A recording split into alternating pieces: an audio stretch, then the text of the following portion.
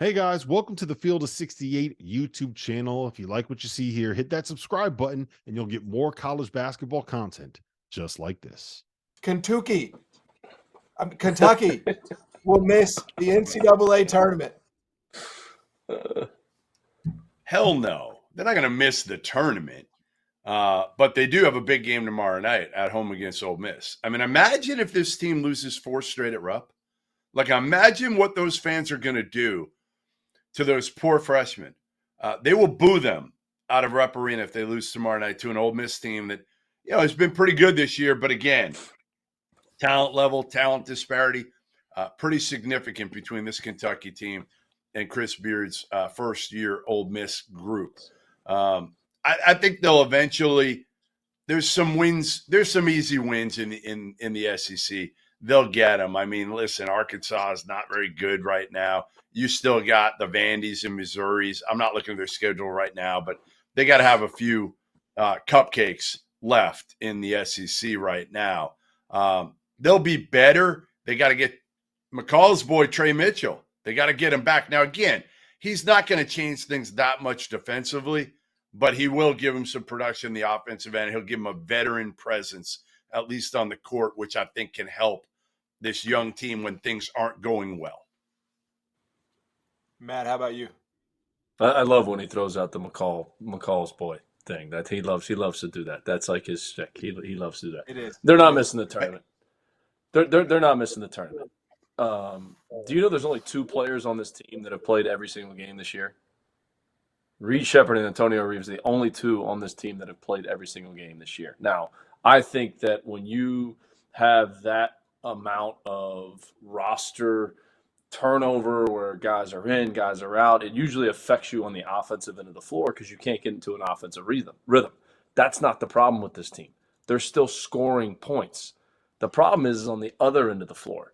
Like, I've seen them guard ball screens like 19 different ways. It's like, try to simplify things for this team. And it's hard to say that to a Hall of Fame coach, but he's got a number of former assistant coaches on his staff that they've all been in that seat to call plays. They got to simplify what they're doing on the defensive end of the floor. Paul Biancardi, I had him on Sirius XM earlier today, Channel 84 that we're on right now, and he said that. He's like, they got to simplify things on defense. You can't guard ball screens 19,000 different ways. What are you doing on a wing pick and roll? What are you doing in the middle of the floor? This is how we're guarding it. Everybody on the team knows it. Everybody in the program knows it, and this is what they're doing because they are giving up an enormous amount of points at home. Like, think about the last 3 losses at home. Florida, they gave up 94. Tennessee, they gave up 103. And Gonzaga, they gave up 89. So it's like, what are you doing on defense right now? How are you getting stops? Because they're scoring enough points to win games. I mean, Reed Shepherd, some of his finishes at the end of the Gonzaga game the other night were outstanding, but they can't stop anybody. So what are they doing on that end of the floor to get stops? And if they can figure that out, they can make a run in March. They're not missing the NCAA tournament. That's a huge overreaction. Yeah, it would take a collapse. I mean, they have to lose out, it feels like. I mean, it would take something that dramatic. Epic collapse. Yeah. Epic. To me, if they don't make the tournament, listen, if they don't make the tournament, I don't need another sip of this Allagash White. John Calipari will have coached his last game at Kentucky, but they are making the NCAA tournament. well, to me, like that is the question, right? Like the statement to me is like, okay, you haven't made the Final Four since 2015. Is this good enough?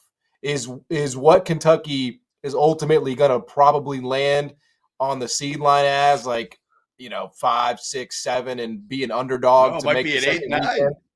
They could Yeah, I be in mean, the whatever. 8-9 game.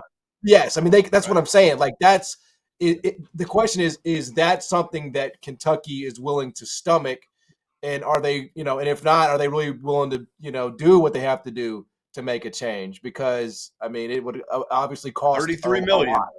Yeah. $33 million. Now, here's what I'll say, Matt. Go ahead, Matt. Well, how about this? I wouldn't be shocked if Kentucky loses in the first round. I also wouldn't be shocked if they make a deeper run than anybody else in the SEC.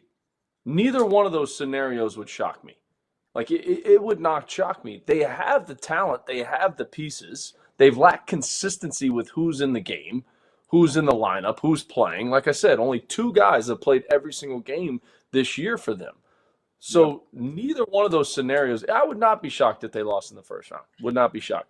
I wouldn't be shocked if they make a deeper run than everybody else in the SEC.